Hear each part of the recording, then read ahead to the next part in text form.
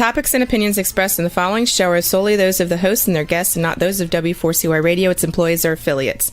We make no recommendations or endorsements for radio show programs, services, or products mentioned on air or on our web. No liability, explicit or implied, shall be extended to W4CY Radio or its employees or affiliates. Any questions or comments should be directed to those show hosts. Thank you for choosing W4CY Radio.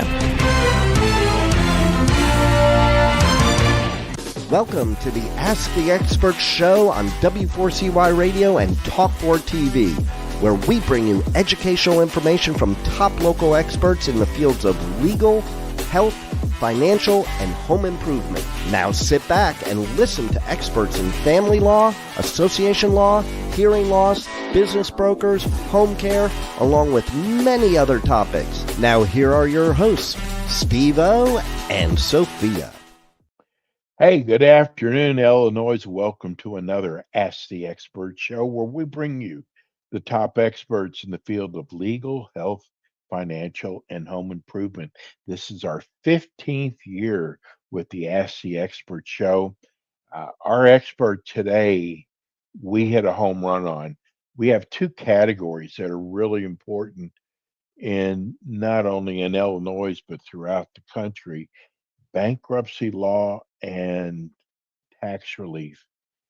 And we found one of the finest attorneys who handles both bankruptcy law and tax relief. And I'm so glad that we have him.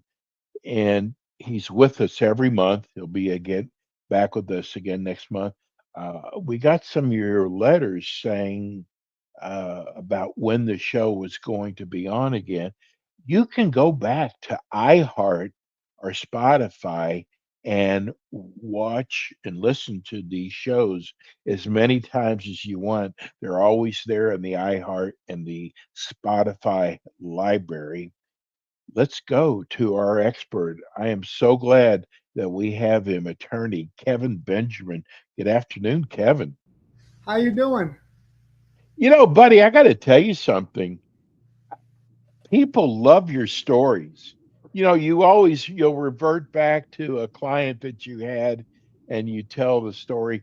I got to tell you, people love those. So as many of those as you want to do, you're more than welcome to do. But I had a guy wrote me the other day. He saw we were promoting your shows coming on, and he said, I love it when Kevin tells his stories. So I just wanted to throw that in. Thank you. Tell people about Benjamin Legal Services. Well, we're a Chicago-based firm. I'm licensed in Illinois, Florida, U.S. Tax Court, a bunch of federal jurisdictions, stuff like that. We do a lot of debt relief, bankruptcy, tax resolution, negotiating with the IRS, restructuring debt, Chapter 11, 13, things like that. Businesses and individuals who need help. Well, I got to tell you, I know you have been in practice a long time, Kevin, and you've built up an incredible practice.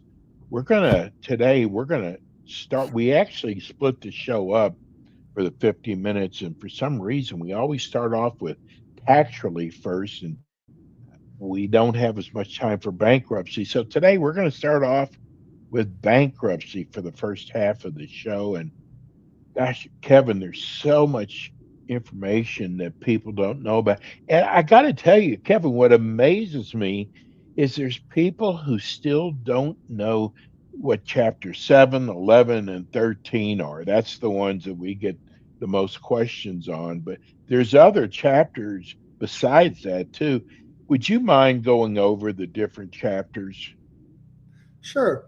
Well, first of all, Chapter 9 is for governments. Chapter 12 is for farmers. 11 is like a corporate restructuring of debt. Businesses stay in business, but they restructure their debt. An individual can do a Chapter 11. Sometimes they have to because there's debt limits, but it's usually designed for a corporation. Chapter 15 is like international cross borders. Chapter 7 is a straight bankruptcy, which people sort of filing bankruptcy to mean Chapter 7 liquidation. And Chapter 13 is like a court-ordered bill consolidation, a personal restructuring of debt. The way a corporation does a Chapter 11, only it's more streamlined, affordable, simpler in that matter. And then Chapter 7, as I mentioned, is your straight liquidation, but most people don't lose anything because it's federal law, but state exemptions. You're allowed like some equity in your house, car, depending on the states, different exemptions. So most people aren't losing anything. Well, actually, almost no one loses anything. Otherwise, you're not going to do it. I have some clients that, we file Chapter 7. You analyze the whole thing. My job is, what are your options, the pros and cons of each? What do you qualify for?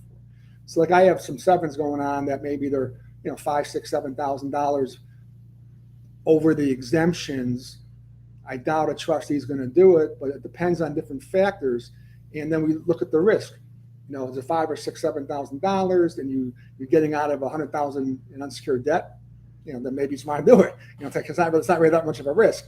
So it's all relative. We help you make an informed decision. But basically, Chapter 7, you could qualify for a discharge every 8 years only. And then there's an income test, and there's ways to get under it with the deductions, and you got to claim your exemption. So it's not just filling out forms. We actually got to do some work. So you have a lawyer representing you. And then, creditors can make objections to the U.S. trustee or Chapter 7 trustee or 13 trustee to your discharge or plan. So that can lead to some litigation. Depends on what you're doing. So that's the bankruptcy stuff. The tax resolution. Now, if you file bankruptcy, individual bankruptcy, Kevin, you can't file bankruptcy again for, is it 8 years or 10 years? We can't get a discharge more than every 8 years.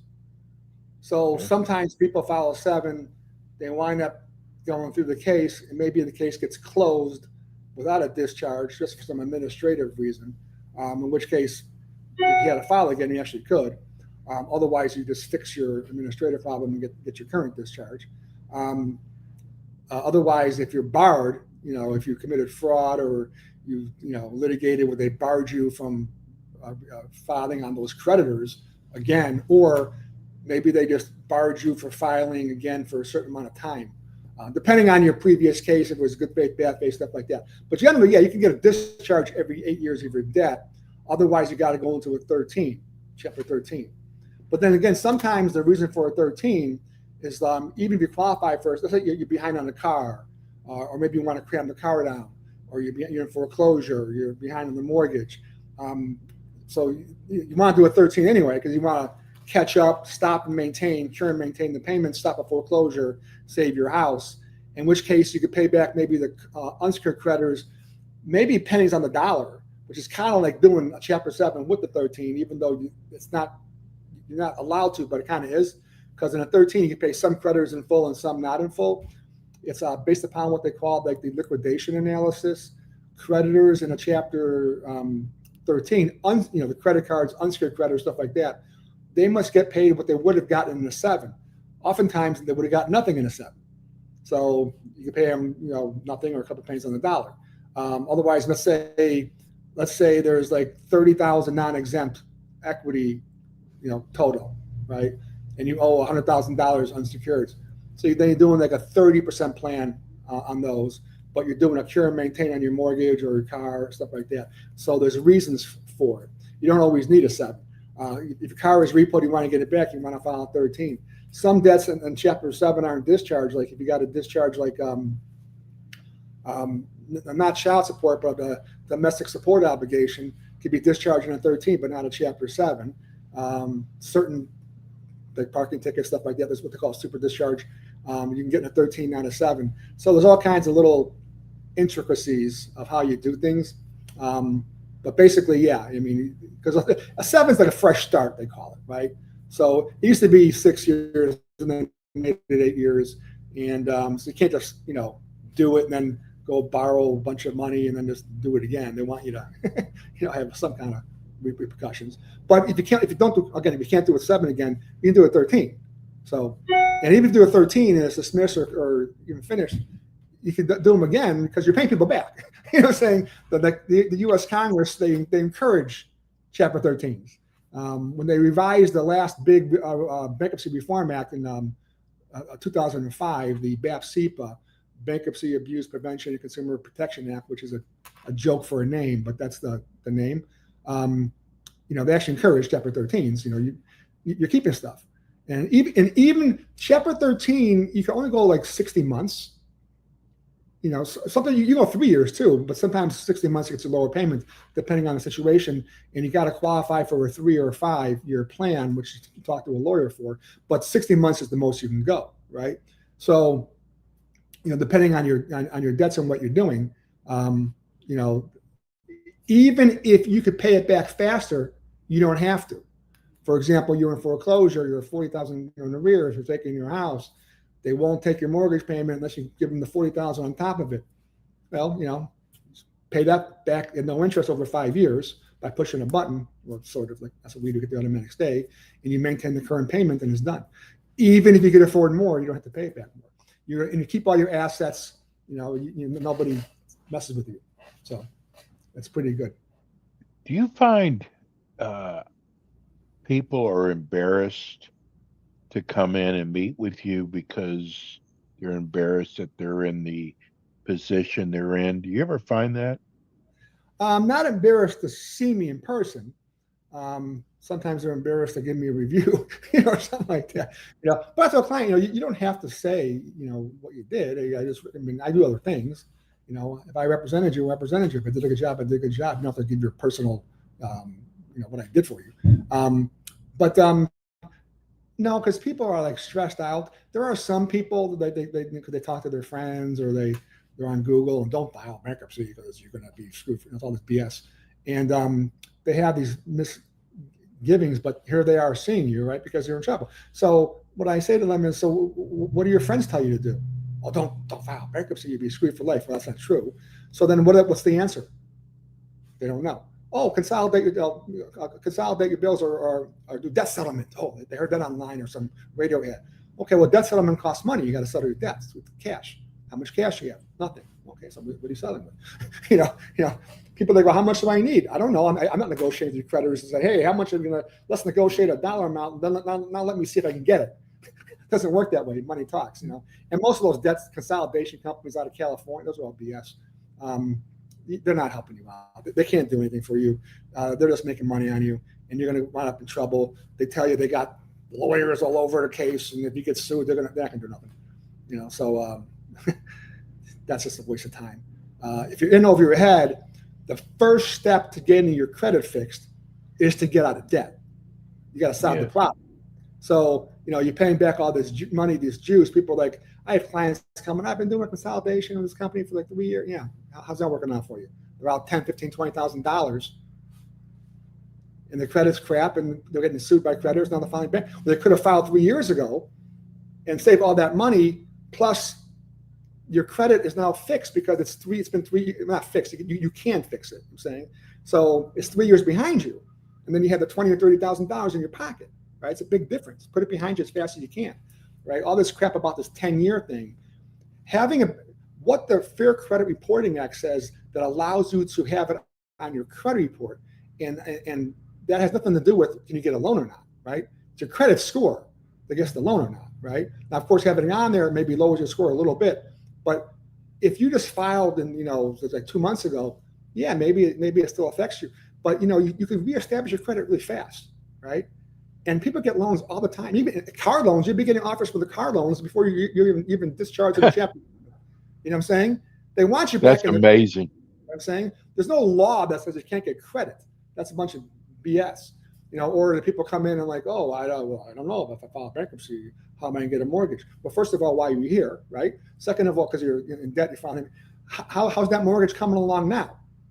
Oh, I can't get one. No kidding. Because you have all this debt, right? Because your credit is not just your, it's your debt to income ratio. It's also your credit utilization, and there's different. How long is a credit? What's the most balance you've used? All these different factors, and there's different credit scores if you're applying for a mortgage, applying for a car, because the credit system is designed to not have you be A-rated for credit, but they want your credit. They want your credit worthy. They want to give you credit, right? They just want to charge you higher interest. So, it all fluctuates and which credit report you're doing, and if it's a mortgage or a car, it's all ridiculous. But you want to reestablish your credit. There's a lot of ways to do that, and you can get back in the credit system real fast. There's no penalty, all this stuff. Even if you did credit repair, and it had the BK come off your credit report, doesn't matter. You know, I mean, it may help your credit score a little bit, but not as much as you think. But if you apply for like a mortgage or a car and it says, have you filed bankruptcy the last 10 years? And if it's been less than 10 years, you better say yes, or you're committing fraud, right? So then people come in like, hey, I want to rent a house or rent an apartment. Well, why wouldn't someone rent you an apartment? It's like, so you go to a house, you rent a house or an apartment, right? And you come to a landlord and you got all this debt and people are suing you and garnishing. Hi, can I rent your place? But I didn't file bankruptcy. Well, they give you like a bonus, give you like a little prize? No. They'd rather have you file, oh, wait, you filed bankruptcy, terrific. You can't do it again for 8 years. My lease is going 1 or 2 years, right? You haven't have any other debts. You have a job. Beautiful. You can pay me. Same with the cars. They're like, great. The car loan's going 5, maybe 6 years now, these years, and the car helps you establish the credit because you're paying it. So you want that as well. And you have no other creditors, so they'll do it for you all day long. I have people who file bankruptcy and say, well, I couldn't get credit. Well, because you're not working, or now you lost your job. I mean, you still got to have, it's not just your credit score when you apply for a loan. How much are you making? How much are you applying for credit? You know what I'm saying? Every lender is different, different factors and stuff like that. But it's not as bad as you think. And there's no stigma, all this crap, especially this day and age where everyone's charging you 30, 40% interest. There's gouging. What are you going to borrow, 30 grand at 30% interest, or, 35 now, some of them are these. Look at your statements, how much you're paying monthly on interest. It's probably more than even your mortgage. So it could be more than your payment. So you're actually making a payment every month and you're still getting farther in debt. What's the point? I'm saying no one's giving you brownie points for being in debt. Yeah. And you won't get credit, even if you think your credit score is good, because when someone analyzes you, your debt to income ratio is too high. So, you can only handle a certain amount of debt load. So, all this stuff online or talking to your friends, everyone knows, everyone's got an answer for you. Just do what you got to do for yourself. And, if you can work it out, great. I mean, if you want to try to settle, the thing you want to try to settle your bills. Okay, suppose you got 2. Okay, suppose you got 7 or 10. What are you going to start settling your bill? Maybe someone's giving you some money. They're getting discounts, you're cashing them out. Suppose you got 10 of them. You settle 2 or 3 of them. The other ones don't settle. Now you have the money that you want to file in bankruptcy anyway because you didn't settle all of them. You know what I'm saying? So, right. So you're just wasting your time. And even then, they're going to report on the credit report settled for less. So, it's not like it's pristine credit, right? So you're just spinning your wheels and wasting time. So people only call me when they're in trouble. As far as that we goes. just got a text in from Jamie in Oak Brook. I just found your show. I can't believe there's not more shows on such an important credit. Well, we've been doing this for over 2 years. My question is, first of all, do you handle credit repair? And my second question is it really true that you can take somebody from a 500 credit score up to somewhere in the 600s? Well, first of all, sometimes when you file bankruptcy, your score actually goes up. Really? People get amazed. I mean, yeah, first of all, your ratio boom is going. Not everybody, but don't forget your score is not always that high when you file, right?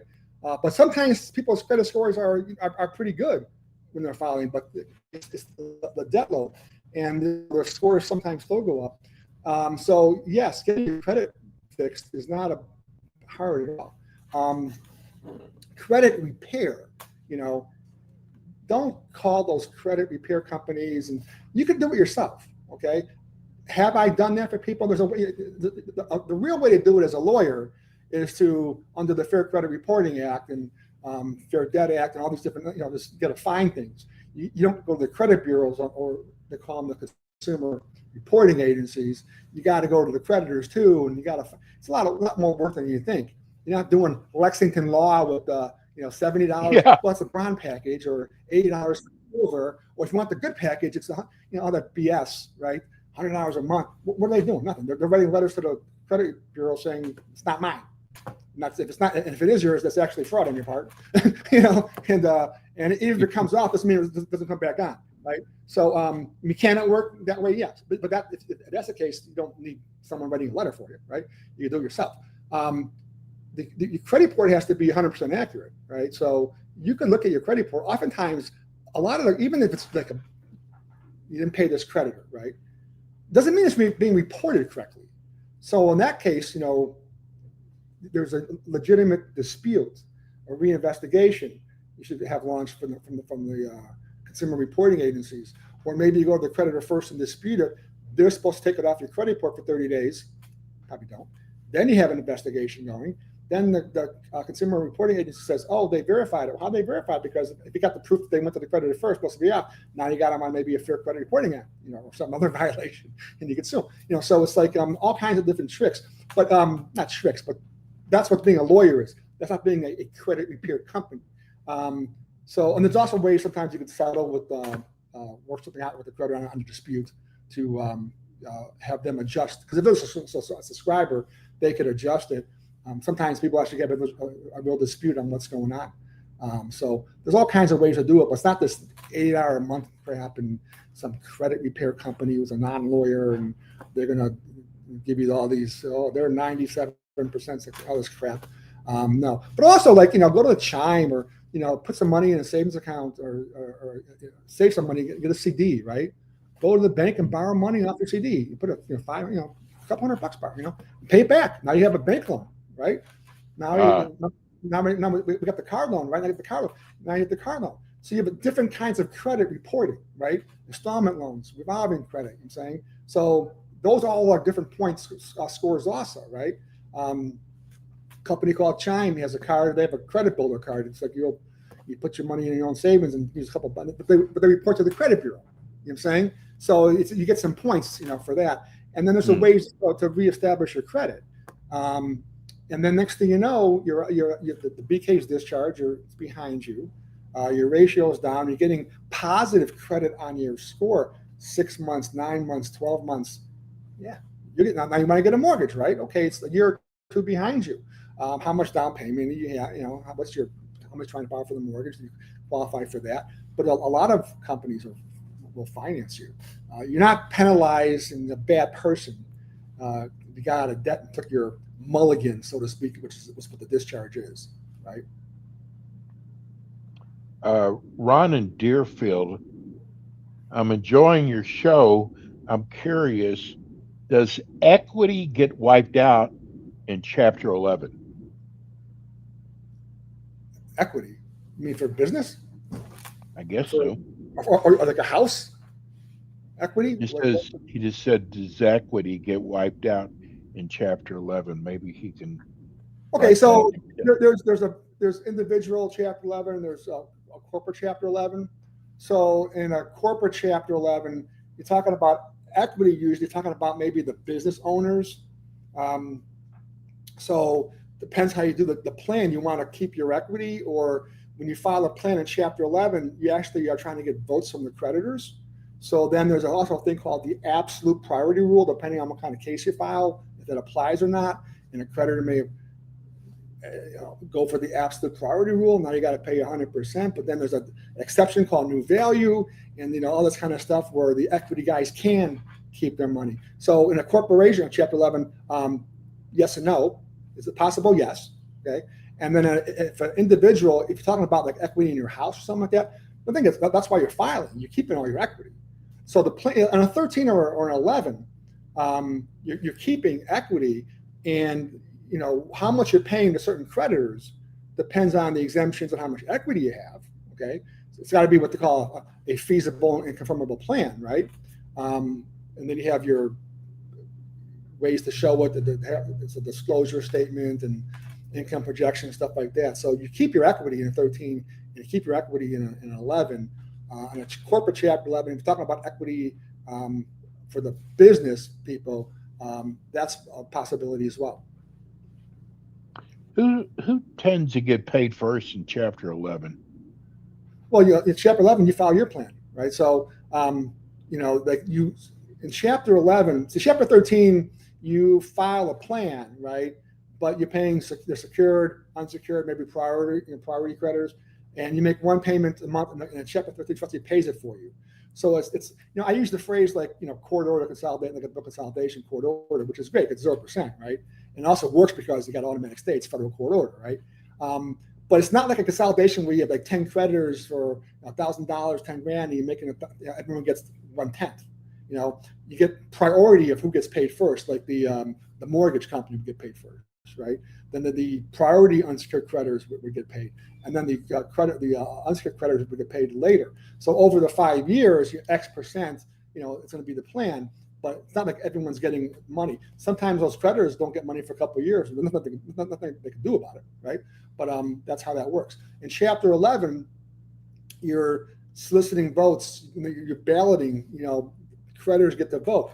And it's not individual creditors. What you do is you do a disclosure statement, a Chapter 13 plan, and you put creditors in different classes, right? There's a secured class or priority class, or different reasons for different unsecured creditor claim, or different ways to classify claims.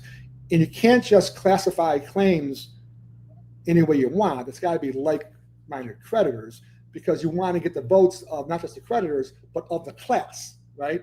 So you want to get, each creditor's class to be voting and to have enough votes and percentage-wise that you have that class vote.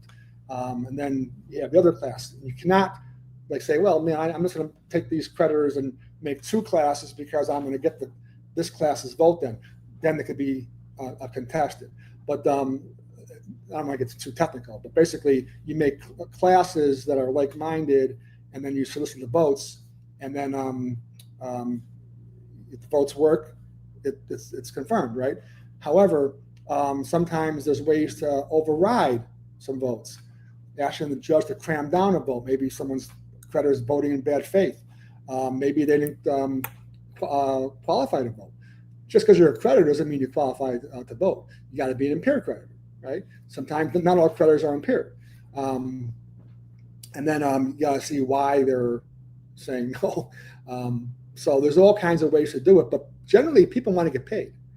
So, Right. If you're really filing on Chapter 11 and, whether it's corporation restructuring, whatever, also you could be restructuring debt, canceling contracts or cramming down, mortgages, because maybe it's not a residence.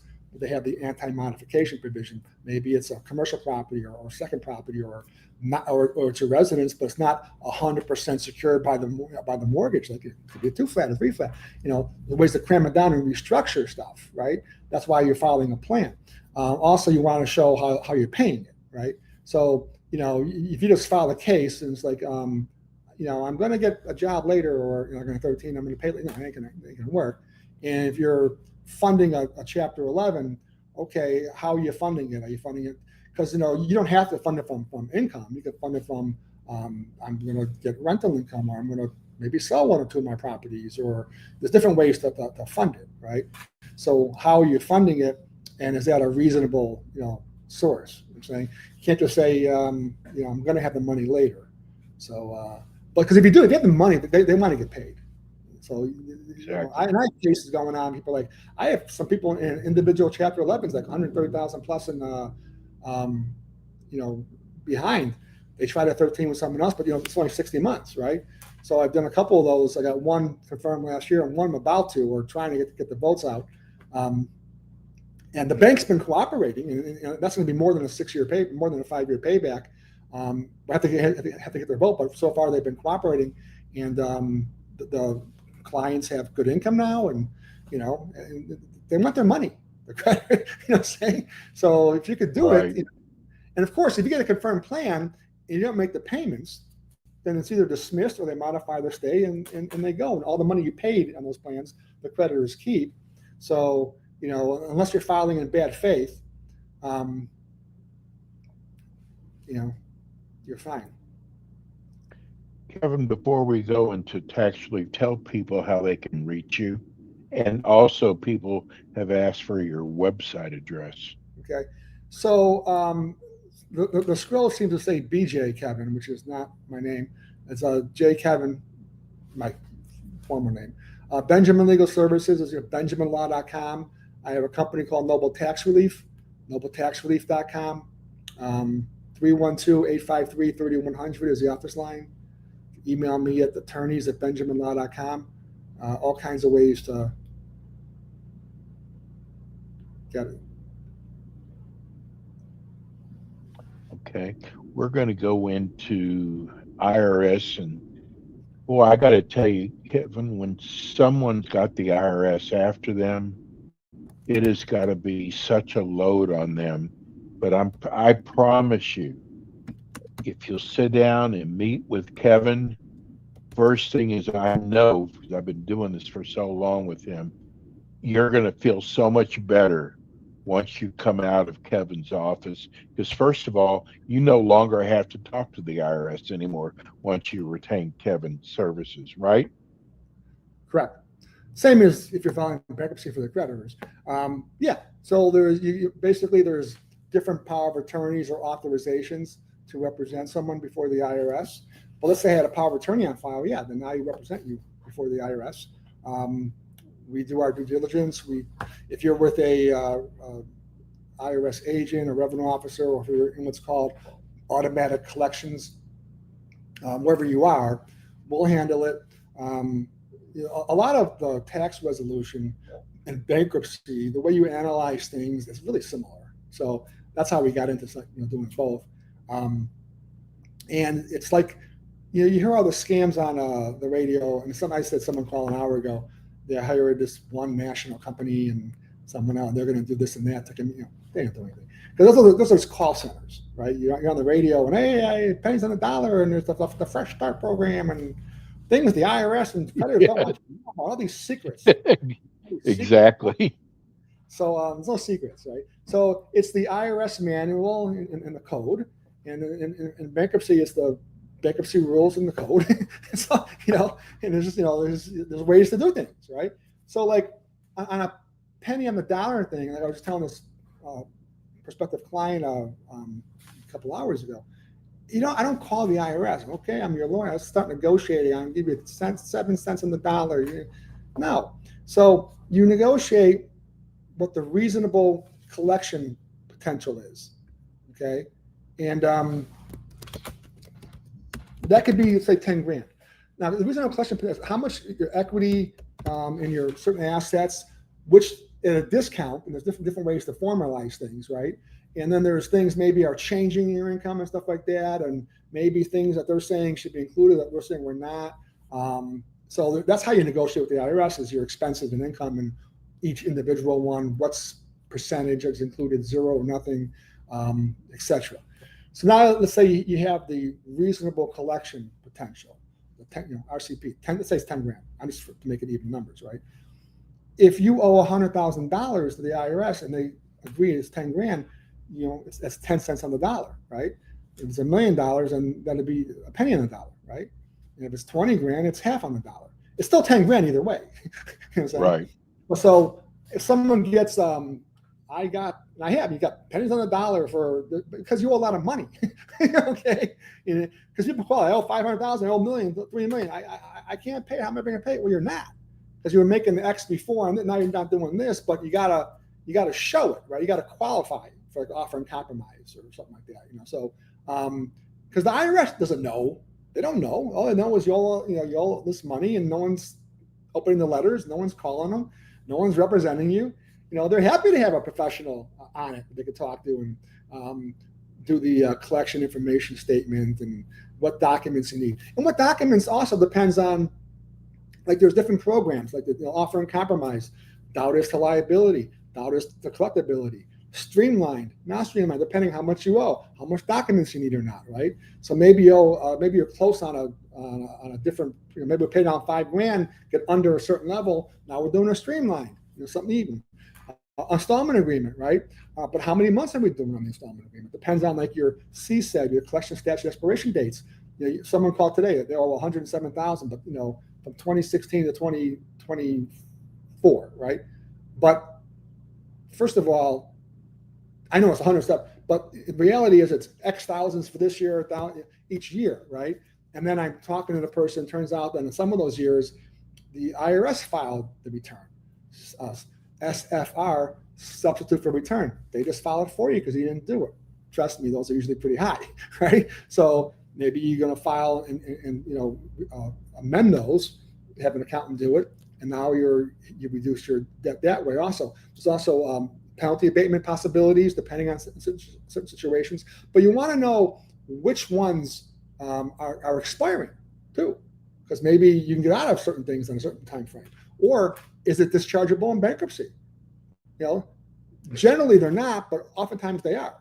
Right? There's exceptions to all these things. So we analyze everything, even if you don't want to file bankruptcy. I'll tell you, it can be. And I have some that are like significant. Hey, you could get it at $100,000, but I wouldn't do the bankruptcy because maybe in someone's person's case, it's like they're going to lose a lot of different assets they have. So you don't want to do that, right?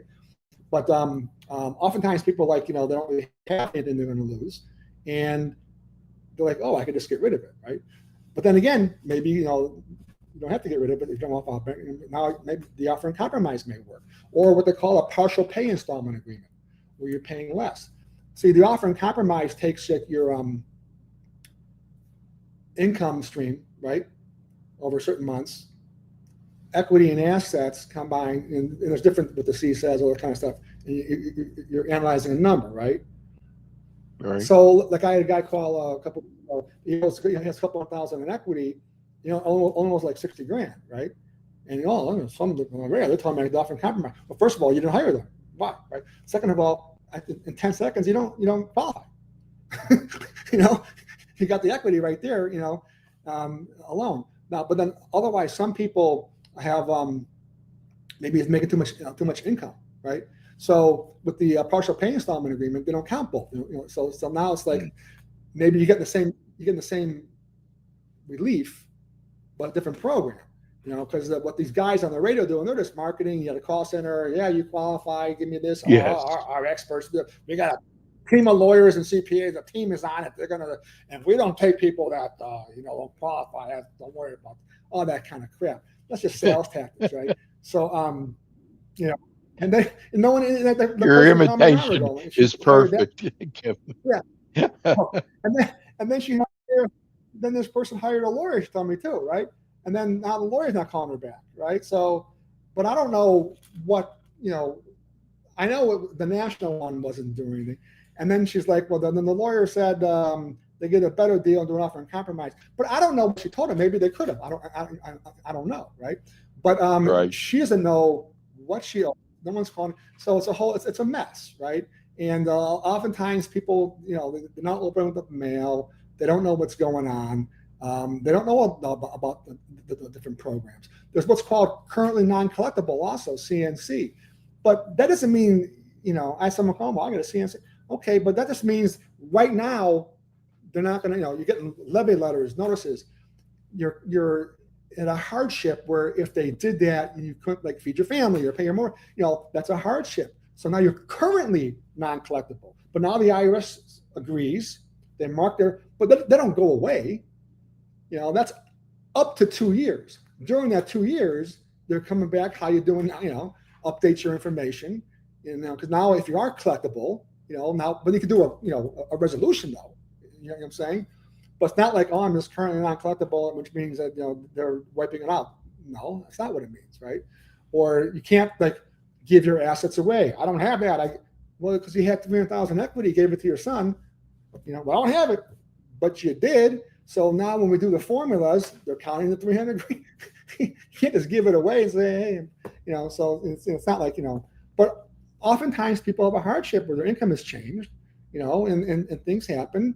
And the IRS, sometimes you qualify for both, partial pay or installment agreement, offer and compromise. Which one are we going to do? So the government will look at the same thing we're looking at, right? So maybe you're getting X thousands on offer and compromise, right? But hey, if you did a installment agreement, even partial pay, you're getting, so maybe you're getting this on a offer and compromise, and you're getting a little bit more on a partial pay. But how much more? Because on an installment agreement, maybe it's going 3, 4, 5, 6, 7 years, right? So are you getting a lot more, or are you just getting a little more? Because now it's like a bird in the hand, so to speak. It's like, hey, the government may say, I'll just take the offer and compromise because that's, now we're done.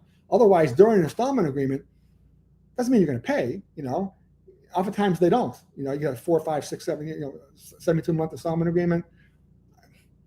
Oftentimes those fall apart. Your income changes, another hardship comes, and the government knows that, and it's just like litigating in a case that's called like nuisance value. Someone's suing you.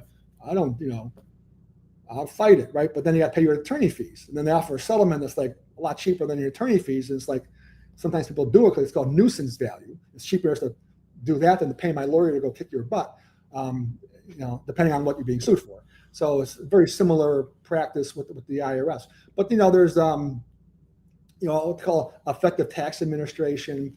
But with the offering compromises and partial pays, there's different like sub programs in there, and the streamline or not, how many documents you need or not, how could you get from one level to the other, do you qualify for more than one, what happens if you're get it approved, then something happens, okay, take you out and we'll have to do another one, but it's like there's ways to do things. And meanwhile, we have a power of attorney on with the IRS. So right now, if you're getting like levy notices or IRS notices, stuff like that, liens, we can get with the IRS, get a collection hold for right now, at least I'm saying, and then we gather the information, and they just want to get it resolved, right? So otherwise, I have people in federal court that I represent. The IRS is sort of in federal court for things on the taxes, and now that's litigation. I'm in federal courts also. I'm also in the tax court, U.S. tax court. I'm also in the Supreme Court, but I never had a Supreme Court case. Probably never will. But my point is there's ways to resolve things, and the IRS, they're very aggressive now. They have a lot of money, and they're using a lot of AI right now. They're banging out the notices, the liens and levies. They're being aggressive because if you have assets, they're going to take it. I get people, they're sending like levy, but the assets have been gone for years, but they don't know, you know what I'm saying? But, they could take your wages, garnish your checking account, right? Attack that, levy that, right? People are like, I got the IRS. Yeah, well, now you got certain amount. I either got to file a Chapter 13 or 7, get rid of that, or I got to get I'm with the IRS right now and see if I can get a hold on that. But, once there's cash, I'm saying, but let's say someone's got a hold of someone's account, right? Whether it's a creditor or the IRS, let's say someone else, like I have people call, I got 50 grand. How much is your account? $500. Okay, so they're not getting 50 grand. Okay, so don't worry about that. But they get whatever's in there on that time the garnishment comes. But now they know where the account is. So you're getting paid next week, or you're getting a supplement, whatever, a check. So people think, well, they don't know about the account. Sure, they have your Social Security number. They just put it in the federal database, and they could in a minute they know every account you're on anywhere in the country or the world. It's not rocket science, right? Same with bankruptcy. It's like people. I do the asset searches. People. I called someone even yesterday. Well, what about this and that? And they were like, no, I'm not like Dick Tracy. The trustees could do the same thing. It's not like you're so smart. You know what I'm saying? And usually, like I have clients, like I get mad. Like, why are you not telling me everything? I'm supposed to be. I'm your lawyer. You know what I'm saying? I tell you if it's a problem, not your cousin, right? Right. So, and oftentimes what the problems are not really problems, or they're easily resolvable with bankruptcy planning or doing something. You know what I'm saying? So, but like I had one just 2 days ago. I filed the case a couple of weeks ago, and sometimes you have 14 days to finish. So I'm finishing. And it's a really easy case. So I thought, right? So nice guy, it's only a couple of creditors and the mortgage. And then I'm going over it, just finishing the case, going over it, and I'm like, well, how much you have in where'd that come from? Oh, I got the settlement. Well, you didn't mention that in the paperwork, for $35,000. Oh, right? no. Did you get it? Or after the case, I just got to disclose it. Now that affects your liquidation. I got to redo that, right? And then, and then I just paid that. Where'd the money go? Well, I paid, my father-in-law, my mother-in-law. I paid that. Well, you didn't disclose that either, right? So you got to disclose, and you can't just do that. And, I paid some loan. Why were you paying? You're filing bankruptcy, 13 even. Why are you paying these creditors that were paying the plan? Because you're actually favoring somebody, and now that's a preference. It's either got to come back, or someone could get your whole case kicked out. And the whole point for your case in this case was because you wanted to save your house on the mortgage foreclosure. So now you're risking your house because and why don't you call me, to ask me these things? You know what I'm saying? You don't think I wanted to know? I got, 30. And then he's like, oh, I paid this and that. Okay. So I'm like, okay, 35, that's 3,000. Okay, where's the other 20? Right. I mean, I'm not a math major, but I can do arithmetic, right? I mean, it's like also like, they're going to see the bank statements also. They're going to ask the same question. But the good news was I got it straightened out. We did the plan. It's costing him a little more. I'll probably get it confirmed for him. But when I filed the stuff that we had to file that he's certifying under penalty of perjury, we filed it timely and we filed it correctly. I just happened to, I thought it would be like a 30, 40 minutes to finish the case, wound up being 3 hours, but it got done. You know what I'm saying?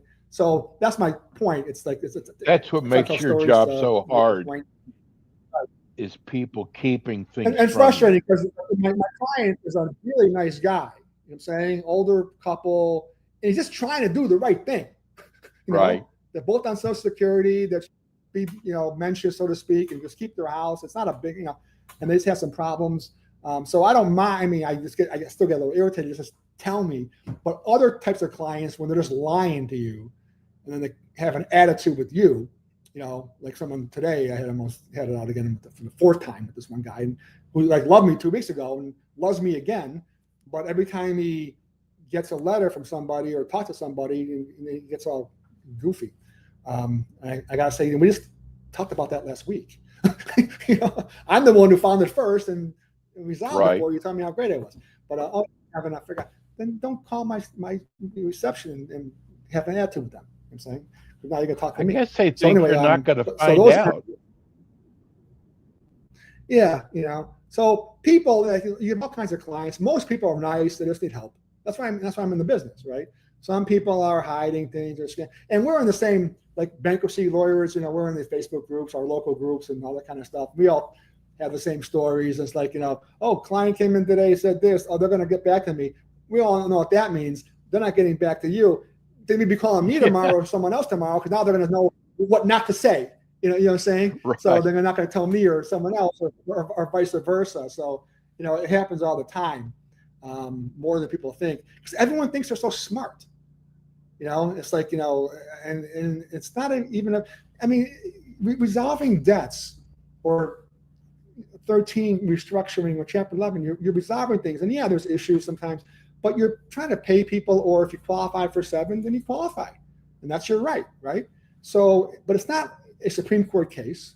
It's not criminal unless you commit bankruptcy fraud, then it can be criminal.